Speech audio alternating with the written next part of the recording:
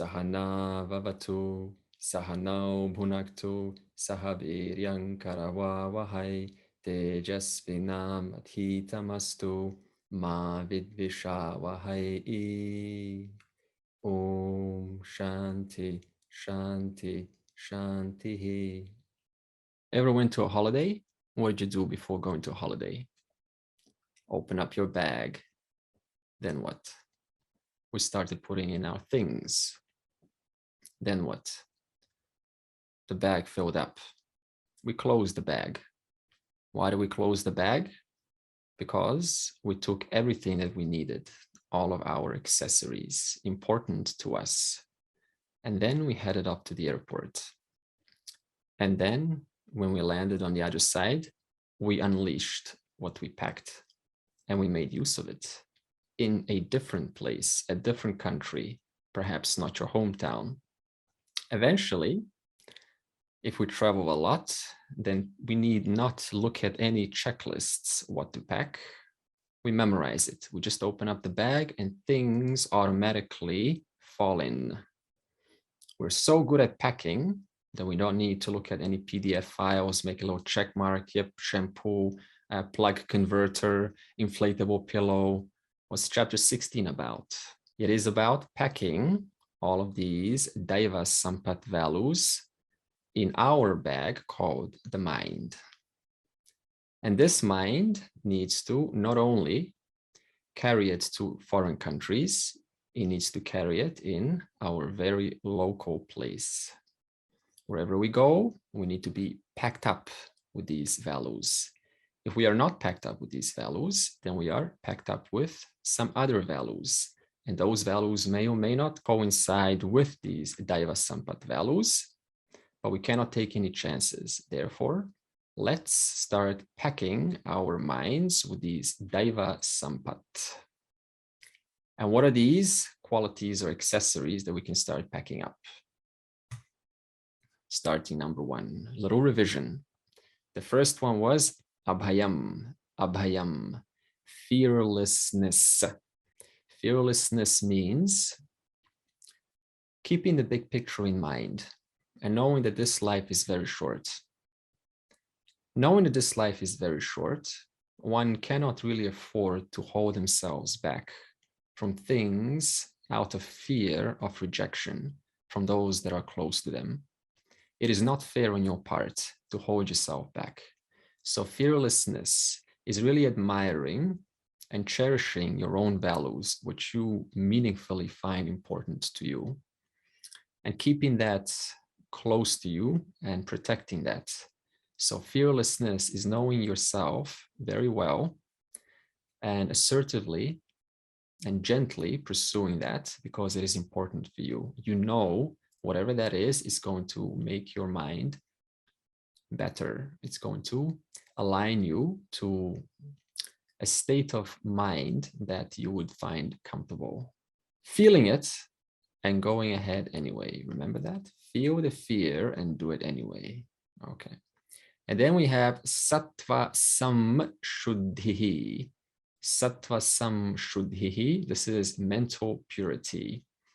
Mental purity is about a personalized approach to keeping your inner bag clean. Just like our clothes. We wear the clothes and they start to attract aroma. You're not trying to make them smell, but just by them being worn, they start to attract the aroma.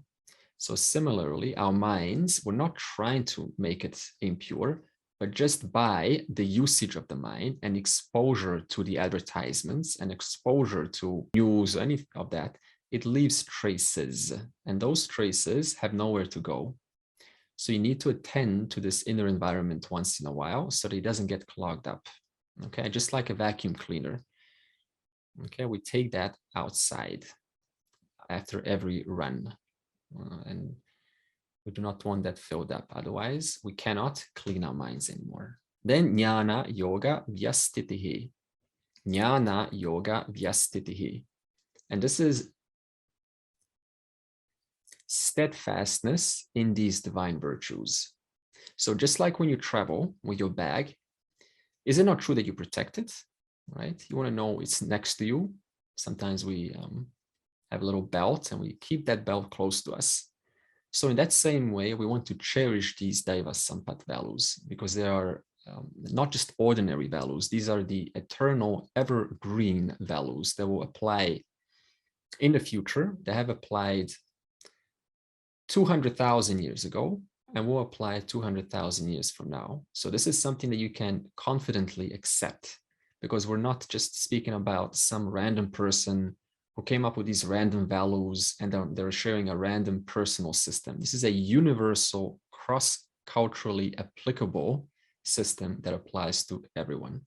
Deliberately bring out these values in our conducting with the world. You deliberately bring it out. And one of the best ways to do this is, see, if you're in already in a situation, then it's already likely too late because you need to address what's in front of you, right? So you're not really thinking about the Gita classes or any of that. So one of the good things to do is to really just, if you go into some meeting or before attending, just take a moment to bring in the values. That's Jnana Yoga Vyastitihi. And you tell your mind, let these values shine through my personality. And then you go ahead. And then we have Dhanam. Dhanam is charity.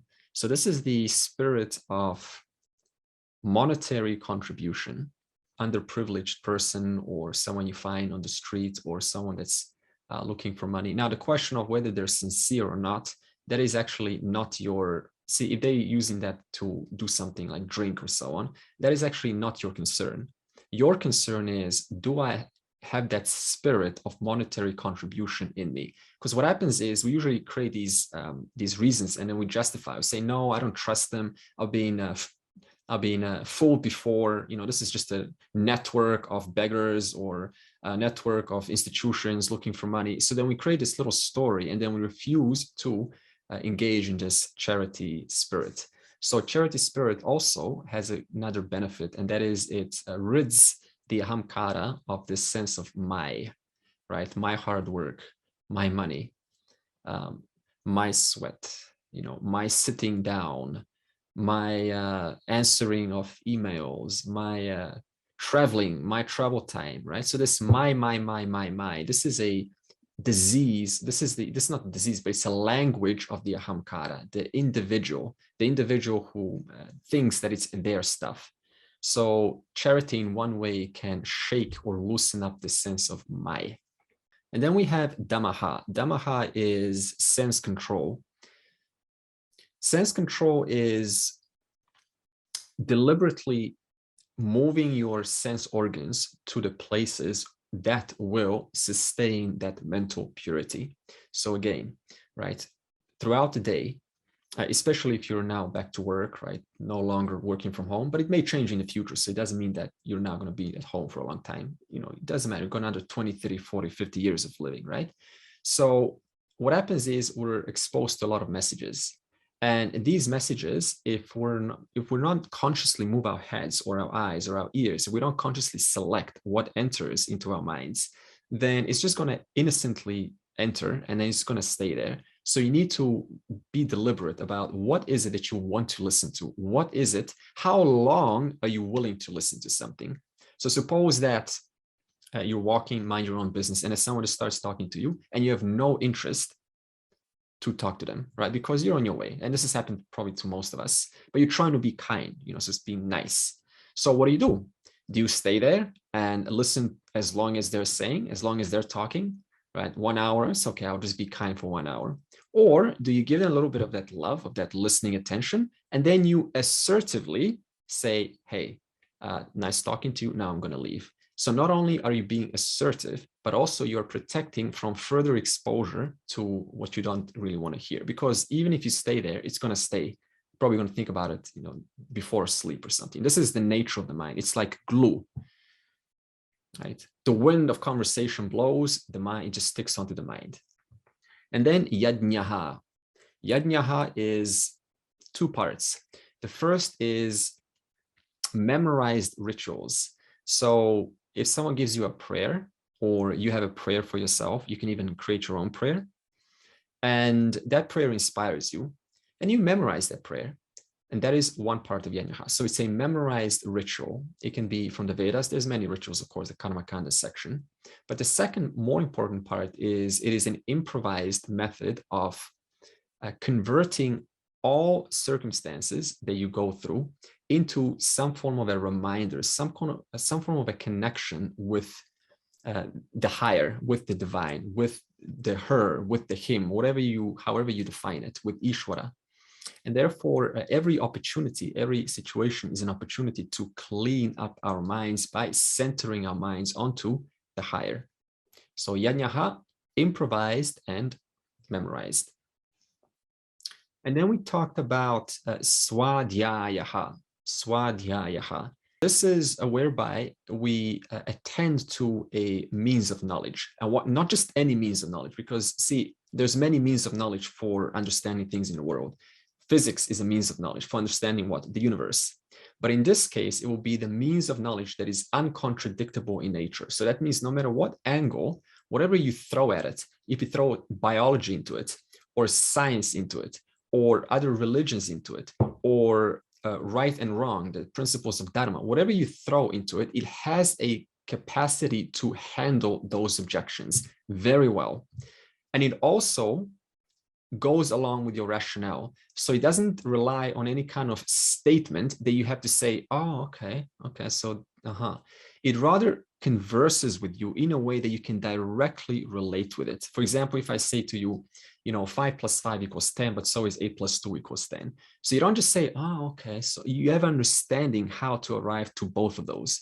So pramanam is a means of knowledge whereby it is uncontradictable. And that is the kind of knowledge that a rational person, after a certain amount of time, wants to come into. And then tapaha. So tapaha is austerities, and austerity means intentionally exposing or deliberately exposing your mind and body to a discomforting situation.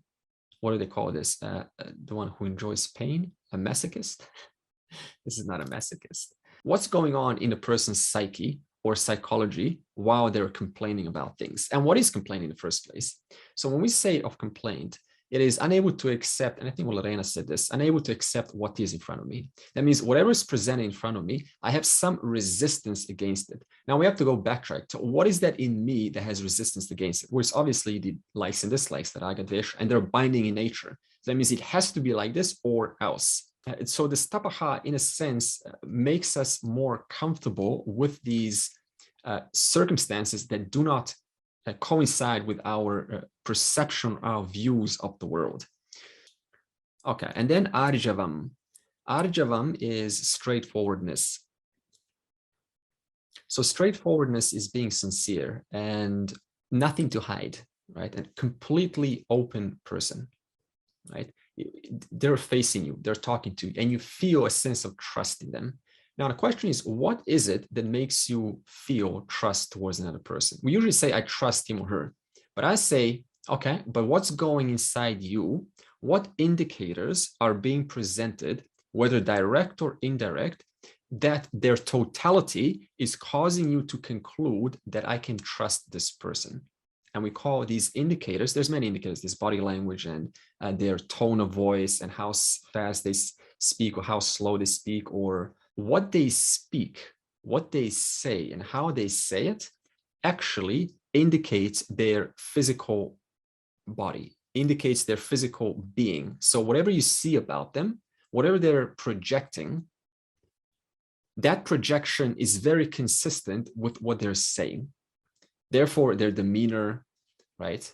How they move, how they act, what they speak about, very much represents their total person, their total physical body, the total words, the total conversation with you. And then we got satyam, truthfulness in words. Besides just repeating what I said last week, there's 3 more parts to speaking the truth, truthfulness in words. The first one is those words, not only do they have to be consistent and truthful, but it has to be appropriate. See, sometimes even if you're completely honest, right, there's a sense of how appropriate is this delivery going to be? And is it timely? But suppose they're going through a a difficult time and you want to tell them the truth, and you just pause. Hey, this is not appropriate right now. Or maybe it's a time of day, maybe it's night and they're not completely sharp to hear you, right? So maybe you have to wait till the morning. So all of these indicators, these sensitivity indicators, we have to be aware of, so that we do not create even despite being truthful, do not create that unnecessary discomfort in the other person. So timely, and also you consider their mood. What is your mood like right now? Right? You see that in front of them. And this requires time. We need to look at their face. We need to assess their voice. So timely, and also consider their mood. And this doesn't just apply within family, but also with colleagues. So if you're working with colleagues face to face, this is a wonderful opportunity to practice appropriateness. Take a moment. Is it timely? Could I say it later? Should I say it now? And sometimes appropriate also means not saying anything at all. Because saying something is just going to escalate the situation more. One's not going to understand it, and you already experienced this before. There's no way out of it, and then you're going to have to say something just to, get them off your back or something.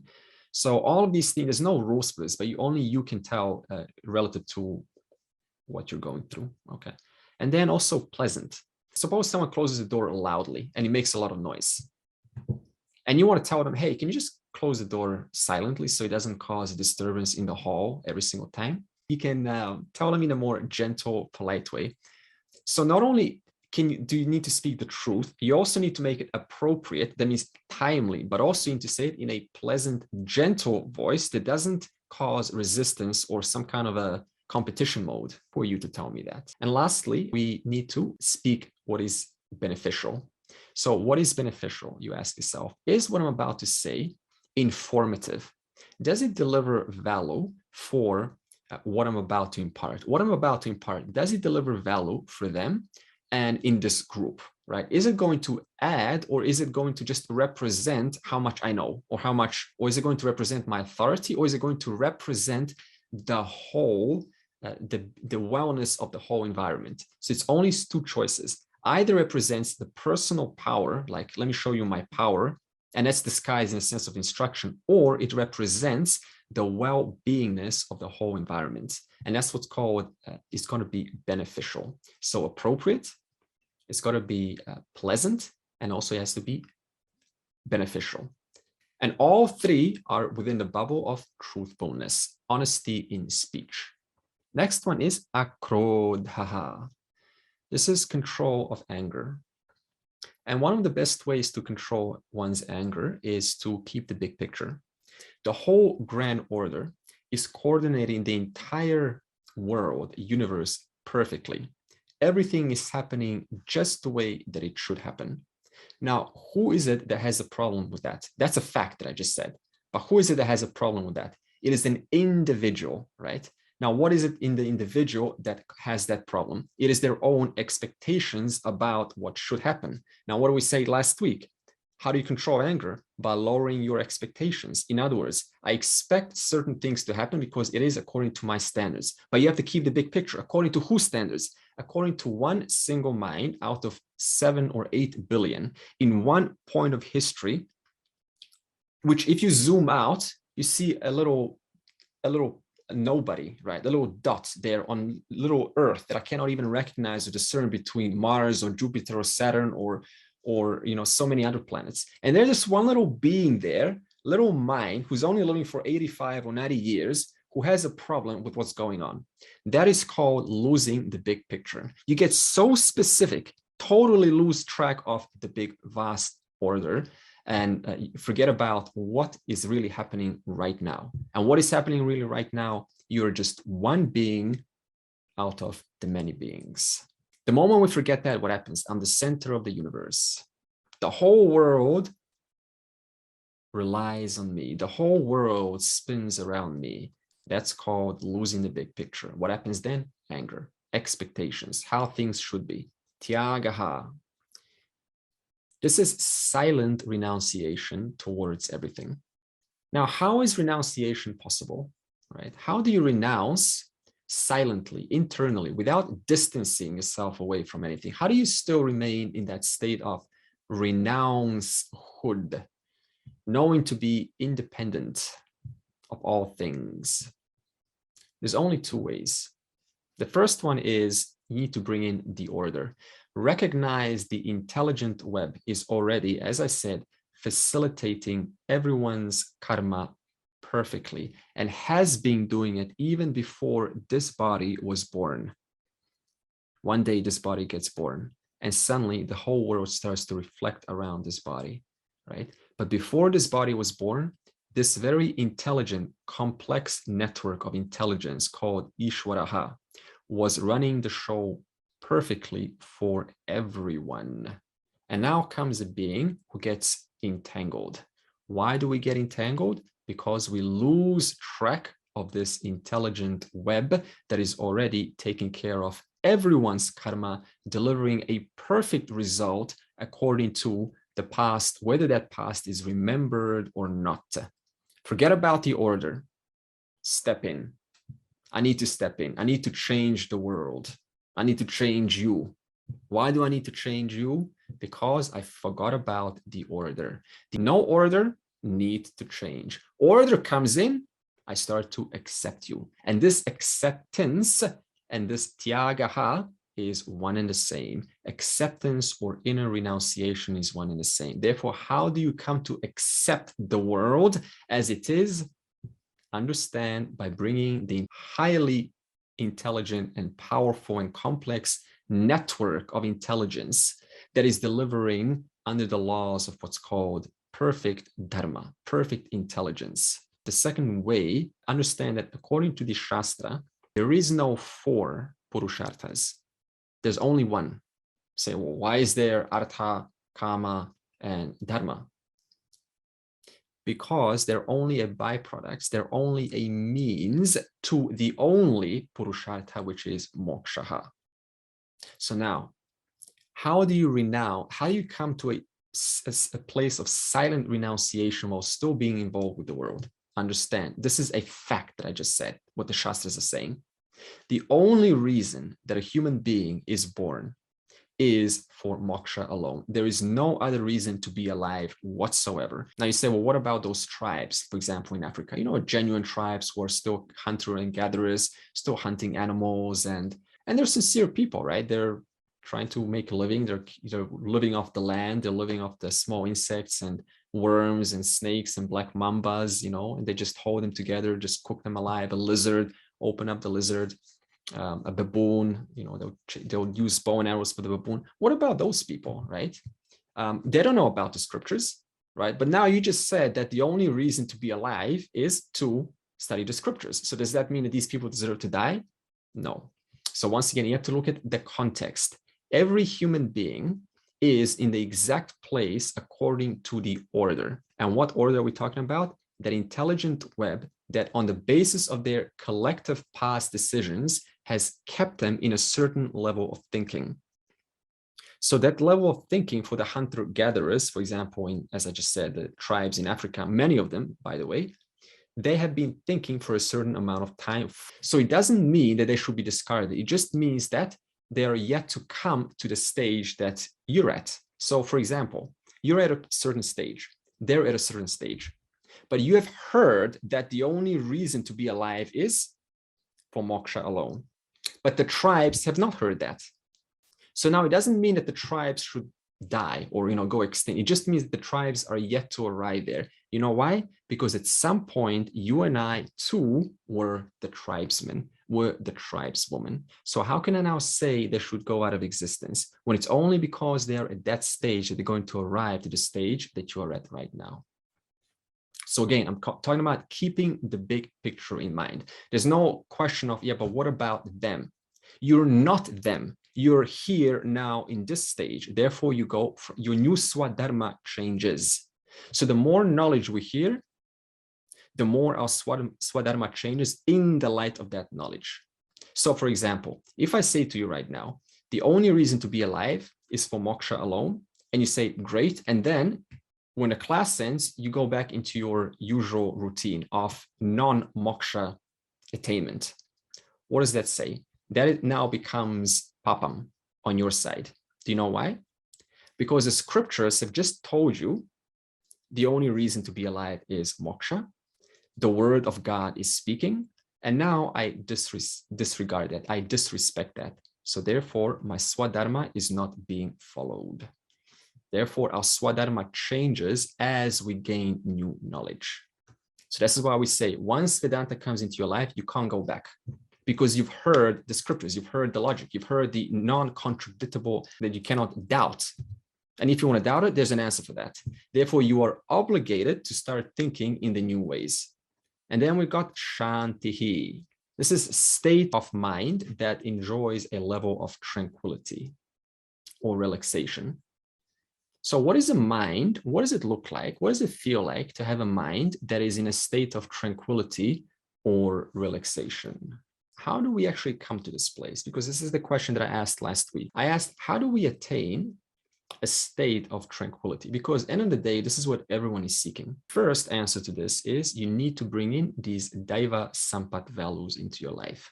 That's the whole point of this. Suppose it's a 64-bit operating system and you start feeding it maybe 16 and 32-bit software with memory leaks. And then what happens if you load that software into the operating system, it starts to consume all of the memory because the software is unoptimized. So in that same way, if you feed unhealthy virtues into the mind, as I discussed earlier, then it slows down our focus. It slows down our ability to think. So therefore, we have to provide it the right software called Daiva Sampat. The second way of tranquility is, if you look at chapter 3, verse 30, this is the chapter of Karma Yoga. It starts with Mayi Sarvani Karmani, this verse, and it's a really beautiful verse. I always refer to this verse whenever one needs an answer, how to live in this life with tranquility. And Krishna says, first, renounce all your actions unto me. Maya means in me. Renounce all your actions unto me, in me. In other words, recognize that you're not only doing actions for yourself, but you're doing actions that are going into this vast, complex, intelligent order. They're not just going out there into the world. The world is not apart from the order. Therefore, recognize that you're only ever giving all of your time, energy, and effort, not to your boss, not to your spouse or to your children, but unto me, the vast, intelligent, grand order called Ishvaraha. And then he continues, says, with a discriminating mind. So renounce all your actions unto me with a discriminating mind. What does this mean? With a mind that is discriminating between what is to be done and what is not to be done, dharma and adharma.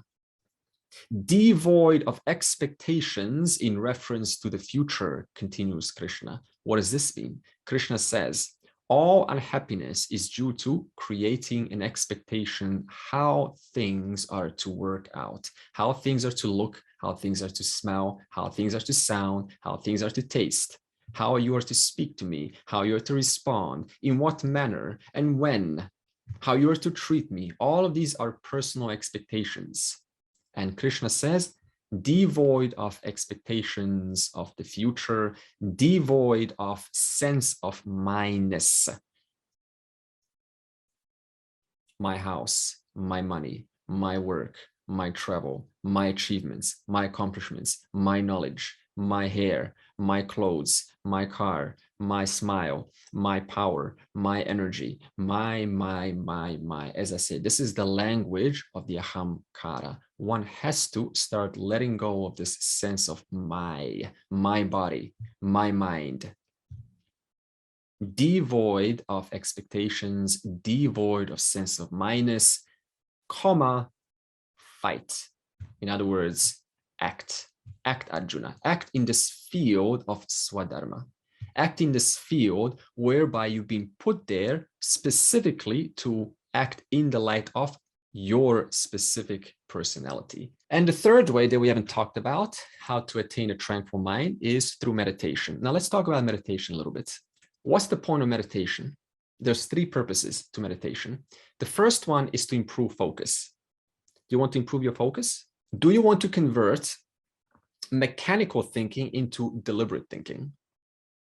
That means impulsive, nonsensical, unintelligent thinking into deliberate, intelligent, useful, beneficial, appropriate, timely. thinking. Yes? And do you want to refine your relationship to the whole?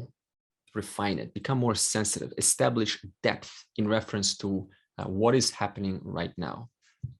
As though seeing further, let's call it seeing further through the layers, past the surface. Yes? Okay, so that, according to the Bhagavad Gita, these 3 reasons are the purpose of meditation.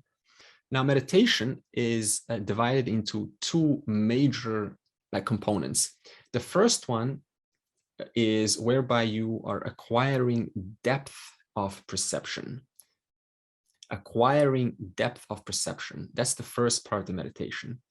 The second part of meditation is whereby you take this newfound insight that was established in acquiring depth, you take this newfound insight and convert it into behavior and feeling. In other words, I start to feel about the world consistent with that depth that I've established in the first section. Step 1 of meditation, let's just talk about it, just to remind you the importance of doing so, is always sit upright, spine erect. For example, Mina right now was leaning like this, and now she's erect. Good. Now, why erect? Because whenever the spine is erect, then that is synonymous with a fully attentive, sharp, a wakefulness mind. That means a mind that is wakeful. And we all want a wakeful experience in our waking state. Then what you do is you start to gently close your eyes just until the eyelids are closed gently. And you start to scan the body from the bottom up.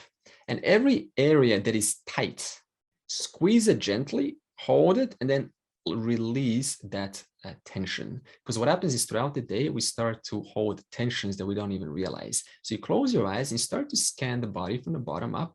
Toes, okay, is there any tension in the toes, in the feet? Yes, okay, let's tighten it and then just relax.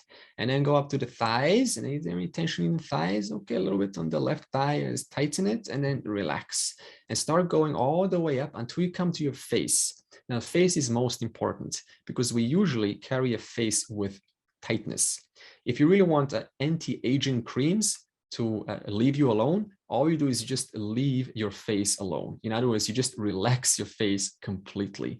No sense of like, or, just kind of like wrinkly and tightness and like eyes squinkly.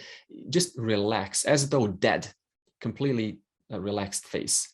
And then you just look around the eyelids. Usually there's some tightness there, and then scan that too and relax that part also. And then focus right between the eyebrows. And you don't have to look up there, but you can just as though you're looking up there in between. And the reason why we're doing this is so that because the nature of the mind works through association, and therefore it likes to jump around. So when you focus there, then it starts to keep that focus on one single point.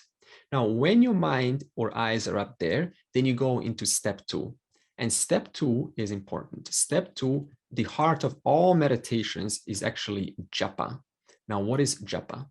Because the mind likes to jump around, it works through association. The purpose of japa is to bring the mind back onto one single point in between the eyebrows. Now, what is a japa? A japa is a mantra, a personal mantra that reminds you of this order, of this Ishwaraha order. And one of the common mantras that we have, for example, is Om Namaha Shivaya. And by the way, it is not Om Namah Shivaya. It has to be a long A because Shivaya is a dative. It means for Shiva. So in other words, Om Namaha Shivaya, Om Namaha Krishnaya, Om Namaha Ishwaraya, Om Namaha Ramaya. Okay, whatever mantra, whatever language you wish to use that japa, that short mantra that reminds you of that divinity, that is your mantra. It doesn't have to be in Sanskrit, by the way. Okay, now what's the point of this mantra? You will notice that as your eyes are closed, the mind will jump around. Every time it jumps around, you bring it back with Om Namaha Shivaya. And then, something smells. Okay, I'm gonna cook some food tonight. Om Namaha Shivaya. Oh, that person cut me today. Om Namaha Shivaya. And just keep on bringing the mind back until it starts to settle. The more important part is this. What happens when you finish your mantra, Om Namaha Shivaya? See that little break in between? Om Namaha Shivaya. Break. Om Namaha Shivaya. Silence. Om Namaha Shivaya. Silence. Om Namaha Shivaya. Silence. That silence is also has to be included in your meditation. And what you start to realize is, so I have to apply effort to say Om Namaha Shivaya. That's actually effort. It's willpower, isn't it? Whatever mantra you choose, it's willpower. But the moment you finish that Om Namaha Shivaya, you'll notice that silence is effortless. And then you go, so in other words, the thought requires effort. In other words, how does this thought come? It comes through my own intention. But once the intention leaves, there's a substratum that remains, and that substratum is the silence. And then you say, but wait, I cannot be the silence either. I have to be the knower of the silence. In other words, you go from thought, Om Namaha Shivaya, break. That requires the substratum of the silence. But the silence requires the substratum of the knower, the self. And then you go into step 3, after that little recognition there that I just explained. Step 3 is, quote, connect to Ishwaraha. Now, how do you connect to Ishwaraha? What does it mean? It means to bringing the knowledge of the order. And what do I mean by bringing the knowledge? You make it highly personal. So while your eyes are closed, you start to think about how this order, this intelligent web, has put me, the individual, in this situation today with this life that I have. For example, who chose your school? Did you choose your school? Your parents chose your school.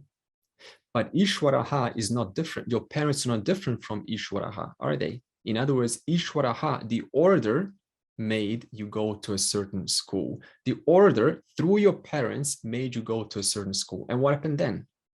You exercise your free will to choose your friends at school. And those friends, you were obviously pulled by your samskaras. You were attracted to some people and not attracted to the others. So there was a little bit of free will, but at the same time, there was the pull of those samskaras. And those people, those friends, then later on influenced your life, influenced the way that you are today, the way that you sit, the way that you listen. That is also a product of those friends, which is a product of the school, which is a product of what your parents or how they were. If they had an open personality and they liked a particular teacher, then that's the school they chose. If they had a different personality, they say, no, we don't want the school, let's go to another. Also, the people that you met depended on where you were located physically. If you were on the other side of the town, you would have gotten a different set of friends. Therefore, you would have been a different person right now. And so you start to connect this order, and then you go in further, and then you say, I choose my workplace, right? You choose your workplace. So suppose you want to get a new workplace, and you go, okay, so there's 5 job offerings. One offer is the highest pay. Let me go to that one. And then you go and you say, oh, this is perfect. This is just what I wanted. It's close where I live. But then you realize, hey, wait a minute. Did I choose these people, right? Did I choose my workmates? Go, no. In other words, I had a say as a jiva, but so did Ishwaraha also had a say. Ishwaraha put me in this situation according to the use of my free will, and now I have to negotiate with some colleagues, which I may like or may not like. Again, the order working in the scenes. And those colleagues then further make you decide what to do, how you think about yourself, what values come out of you, that help you discover, whether you're patient towards them, how kind you are, and you go, wow. So again, Ishwara is putting me in this situation where it's giving an opportunity to learn about myself. You decide to have children. How many? 1, 2? Okay. So this is what we decide. But do you decide what features your child has? Like, I want to customize. They're going to have blue, green, purple, okay, no, probably not purple, blue, green, red, brown eyes, right? They're going to have big lips. They're going to have yellow hair. It's going to be a woman. It's going to be a man. It's going to be a boy, girl. They're going to be so much high. Do you choose that? No. So once again, you had a say. You chose how many children to have, but you didn't choose what features your children will have. And then you go further. Wait, so I can help to extend my lifetime. I can live a healthy lifestyle, can I not? Absolutely. I can run, I can exercise, I can do all the right things. But tell me this, do you really choose how long do you live? Despite having some say as to increasing your lifespan. Do you really choose how long your body lives? No. Why? Because who gave you your genetics? Did you select that? Your parents gave you those genetics. And why were you born in those parents and not with some other parents?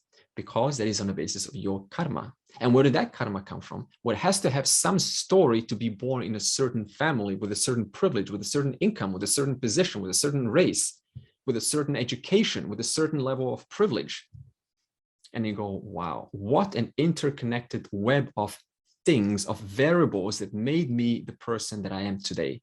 This is called contemplating on this vast order, where you're keeping the big picture in mind. In other words, at every level, as you can see, the jiva has a say, but also Ishvara has a say. In other words, you're not completely powerless, but at the same time, you don't have all the power. Suppose that there's some tension in the family, and then you say, okay, so this order, besides putting me in my situation, in the situation that I find discomforting, or even comforting, doesn't really matter.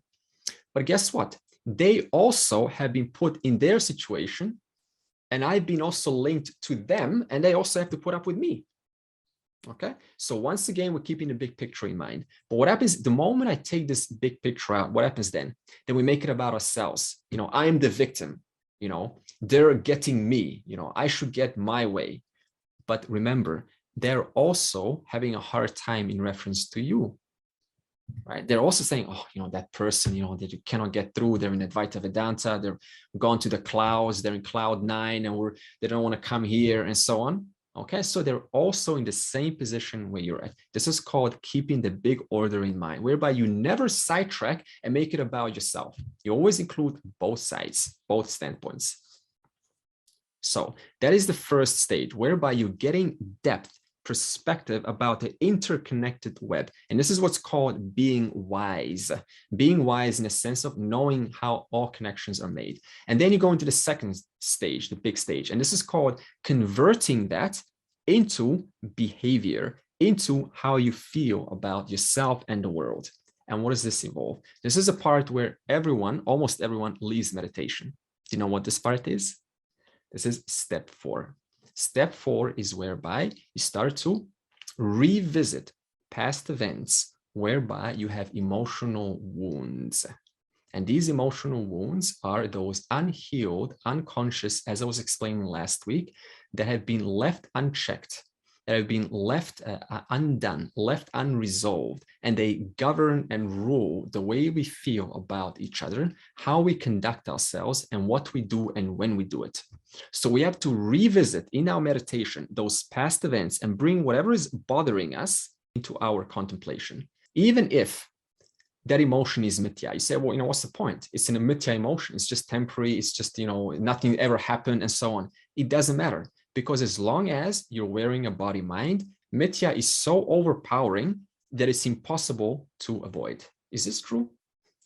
It is so overpowering. Even if you know I am Satyam, you're convinced, mithya is still there. And it's so overpowering that it just doesn't give you a break. And so there's no question of bypassing or leaving the stage alone. And you also cannot replace the unpleasant emotion with japa. You know, someone, oh, you know, I'm going to crush Om Namah Shivaya, right? That also is not going to work, because it's only going to postpone that in a different format in the future. It may not resolve in maybe a passive aggressive or something, okay? Complaints, for example. So the question now is, how do you work with emotions, right? So we're in stage 4 right now. So we're revisiting past events that we feel hurt, that we feel treated unfairly, those events that are actually governing you, how you feel about yourself right now, right? That are denying the fructification of self-knowledge. How do we manage this? The first is seeing that all that took place is at the level of this order, this empirical order, perfectly coordinated on the basis of things that you just cannot trace back yourself. You know, you say, you know, why was I born in this family? Why should I not be born in another family? I wish I was luckier. I wish I was, you know, kind of exposed to this wisdom way earlier, but you haven't. So you start to accept where are you at right now, and you start to simply look at it in the light of the order rather than in the light of person, Like it's personal. It's my problem. It's their problem. The moment this myness kicks in, the whole perspective gets lost. Okay, so we start to look at it objectively. The second thing you can do is you can start to understand is that you too played a part in this manifestation. No, it's them. It's only them. No, you too are part of the big muck. No, I'm not. I'm wise. I'm working on it. It doesn't matter. You still know them. You're still in that situation. So you two are not different than they are.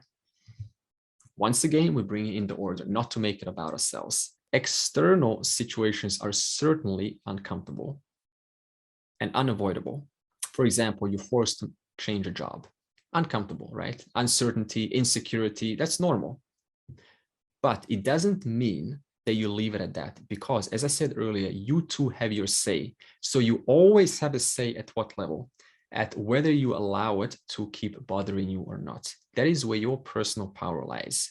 What happens, we don't really control, because that is the vast grand order giving what everyone deserves. Sometimes it contradicts what we want. Sometimes it's not compatible with what we want, but we can always change how we feel about things. And how do we change that? By revisiting those situations, those wounds that we are nursing, unresolved in our psyche, revisiting those wounds in the light of this order. Okay. If it's not that, it's only going to be personal. And as long as it stays personal, it remains a problem for the individual. It holds them back. It becomes an emotional hurdle that one finds themselves unable to get out of. So you bring in the order every time and start to look at the vast interconnection, how both of you, you and the other, are put in the right place at the right time. And the most you can do is just learn from whatever you've been exposed to, instead of trying to change it. Continuing, verse 2. Apaishunam. This is avoidance of slander or backbiting. Avoidance of defamation, talking behind someone's back, gossiping when they're not listening.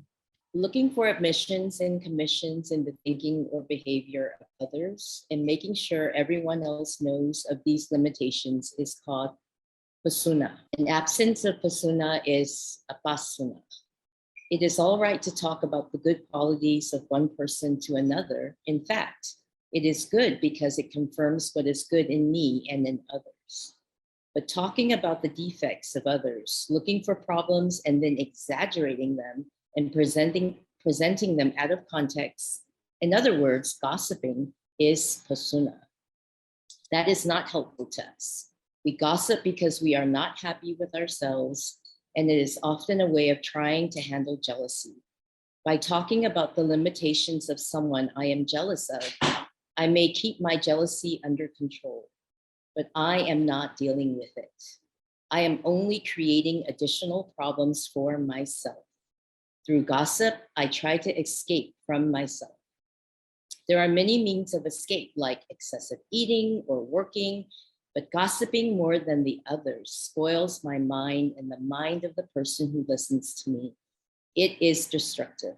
It is better to stay with myself and look at the problem that is creating the pressure for me to talk about someone else. That will lead to apasana. There's an expression that says that, it takes one to know one. So if you find something that you find critical of someone else, it's often because there is a true resonation. It resonates with you at some level. It doesn't pass through you, it sticks, and it irritates you, but really you're just irritating yourself. And whenever we're annoyed by something external, there is always a reflection of something that is unresolved within us. And one of the ways that we take it out is either through projection or through gossip, because we're unable to hold that pain in ourselves. And one of the easiest ways to get it out is through that externalization of gossip or defamation or putting someone down. Paishunam is speaking ill of others. Okay. So once again, why are we speaking ill of others? We need to know that specifically. You have to know that specifically. Why are we looking at one person and they may know something? For example, you're speaking in a group and, this person is so this, they're that, they're like this. Now imagine they come over and they hear you. How would you feel about that?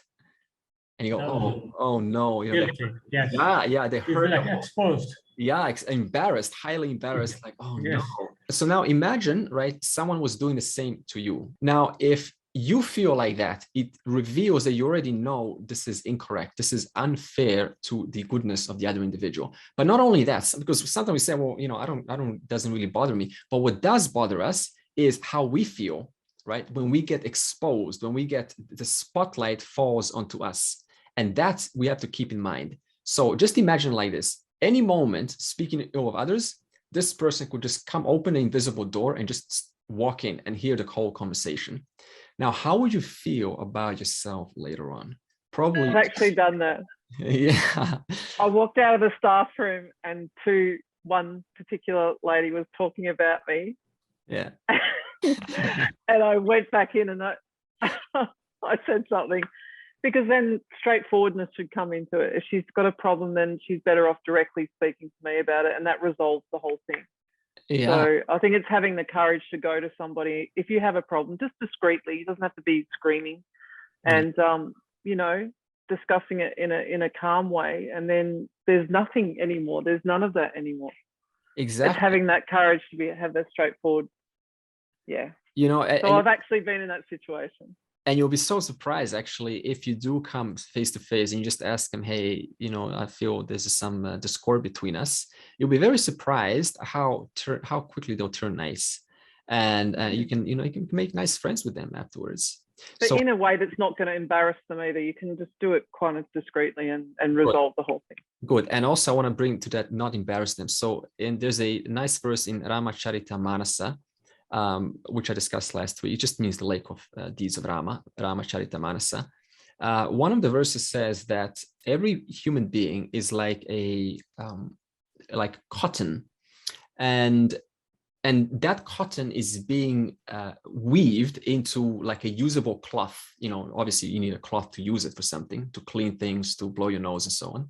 So every person is being, in a sense, woven through the passage of time from their little cotton, vulnerable thread, unorganized state into this, nice, pretty patterned cotton that can be used by the world. That can contribute itself to the world in the form of a handkerchief or a tablecloth or a curtain or something. So in other words, we have to give people some time to discover their own, their own weaknesses. Because if we, like Lorena is saying, if we just kind of attack them head on, it creates a rebellion, and it doesn't actually create a change in them. It just says, no, I'm going to keep this. I don't like you, and so on. So the more gentler one comes and understands, as the Ramacharita is saying, hey, you're going through, you're yet to learn this Apaishunam yourself. So let me, it's my duty to uphold you and to come forward and say, hey, what is the problem? Let's talk about it. Okay, so as I said earlier, your Swadharma changes the more knowledge you get. Just like the parents' Swadharma is their responsibility is to remain calm and to correct the child who is yet to learn. So in that same way, one who is learning about the Dharmic principles, the moment you hear this right now, and suppose now tomorrow, right, someone's talking about you and you walk in and you say, oh, how dare you, this is so unfair. See, again, that's a violation of your Swadharma, because today you just heard this. Therefore, you are obligated to make a change next time. So Apaishunam is absence of this unfair treatment towards another sensitive, cotton-like person that is still in the development of formulating sculpting their personality into a strong, capable being. And we have to be like this towards our family members, towards our workmates, towards anyone that is yet to learn, because most people don't have time for Dharmic principles, right? As I said, when you go to a different country, what do we pack? We pack our accessories. We don't pack Dharmic values, right? We just carry whatever our values, we just carry it over to a different country. So we have to pack these values and understand them and pass them on to another person by accommodating them, by accommodating their mistakes, by accommodating their negligences. Next one is Daya Bhuteshu. Daya Bhuteshu. This is kindness to all beings, owing to a sense of compassion. Daya is compassion towards another being who is suffering or in pain of any kind. This includes not only a human being, but any other kind of living being. Whether it is a tree, a creeper, or a frog struggling to survive, or a person suffering from an emotional or a physical pain, one feels sympathy towards that living being. This is daya. This is another form of love that expresses because of empathy, because of identifying with the pain of another. The capacity to empathize is innate to a human being, and it is important not to repress this very natural response. If, without subjecting yourself to pain, you act upon this empathy, then this is daya. You must always be active in expressing your daya, because passive daya is useless to the person who is suffering and only creates problems for you. Once you respond to your empathy with a helpful action, it is over. Otherwise, you develop guilt for not acting on that empathy, and as a result of that guilt, you try to justify your refusal to act.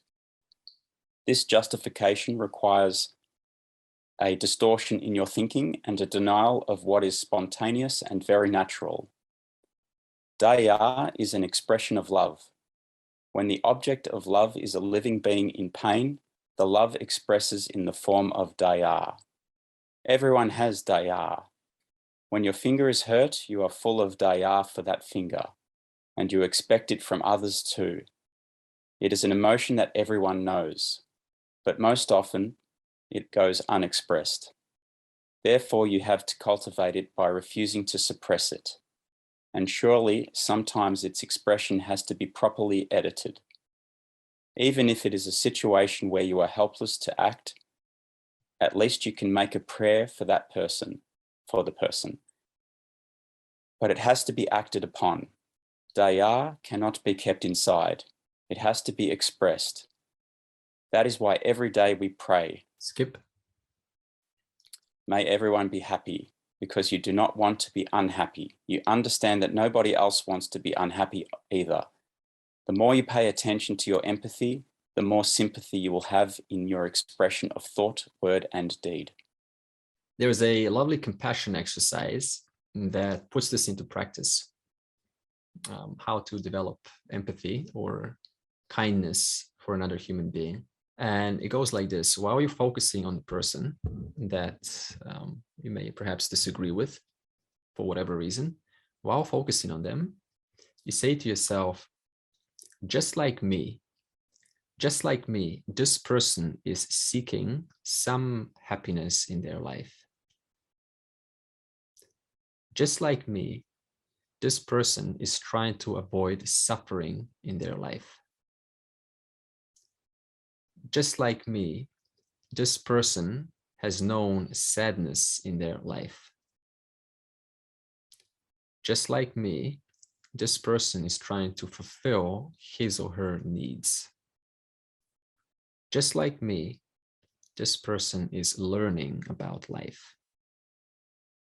And this is a lovely exercise because it really makes, it induces that sense of compassion that they too are going through pain. They too are confused. They too are trying to find a way out.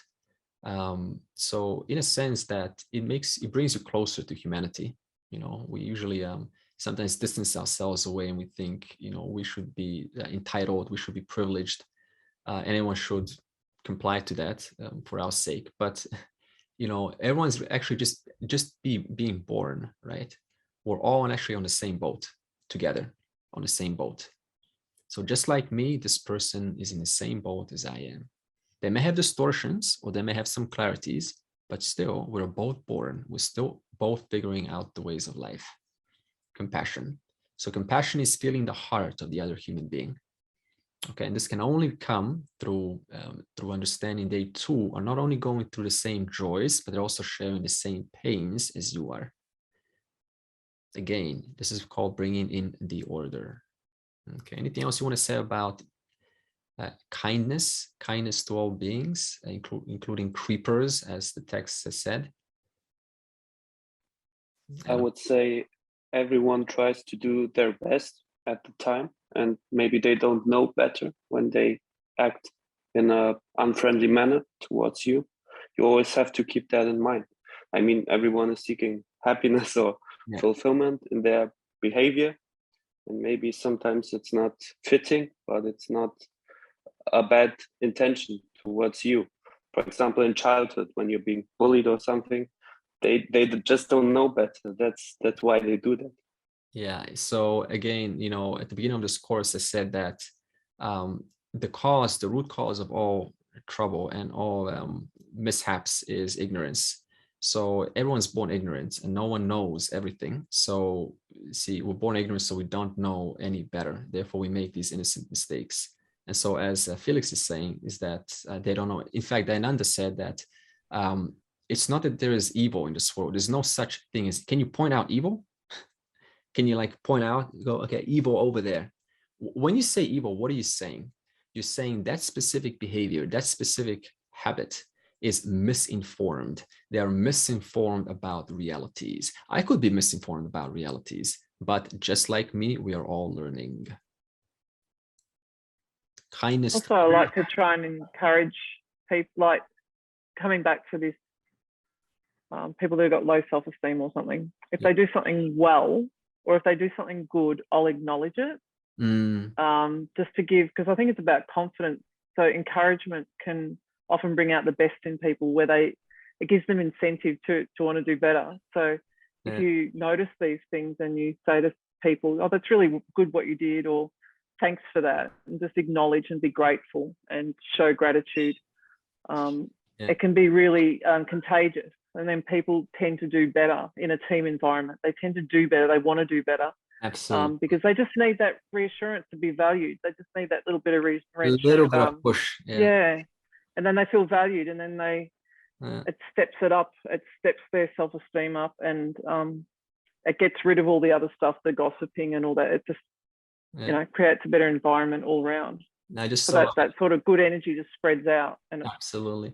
You just remind me of something. I saw a lovely video of a guitarist. He was sitting down with his guitar, playing a really nice song near a mall, a shopping mall opening. And one of the fellow rappers just liked his voice, so they started to kind of go along with his tune. He was standing up, but this guy was sitting down. And while the rapper was, you know, doing a little bit of lyrics, one of the workers, construction workers, was heading from his work, obviously going to the shopping mall. And he's just like so excited. Oh, you know, there's music in the distance. He starts walking, cool. And it's like, and he's about to go into the shopping mall, this fella. And the guy that's recording says, hey, come on, bring it in, right? Because he was already dancing. And it's one little word of encouragement caused him to start joining the second rapper. And he was really starting to rap some real good lyrics, man. It was awesome. And the video got, I think it's like 50 million views because it was so improvised, so natural. And it's exactly what Lorena is saying. One word of encouragement caused this whole scene to happen, right? Especially for these people that have that tendency to be negative, I find it especially works. Like if you say, that's really helpful what you did, and I'm really grateful. Yeah. It just escalates their self-esteem dramatically. Yeah. One little and word. then One little, it would be amazed. I mean, really, it's almost like we're seeking one word of validation, one word of encouragement, and that can make a world of difference, literally. So because they don't feel good enough. That's what's deep down. They just don't feel good enough, or they don't feel complete, or they feel lacking. And you know, this reminds me of my teacher, Nima. She had a student who was extraordinarily sharp in the class. And he was just there sitting quietly at the back of the class. And then Nima and her husband came up to me and said, you know, you're really, really good. You know, the way that you speak, the way that you answer. And this fella was brilliant. He was a brilliant intellectual. And he started to cry. And he said to Nima, he said, you know, in my life, no one's ever told me that I am good.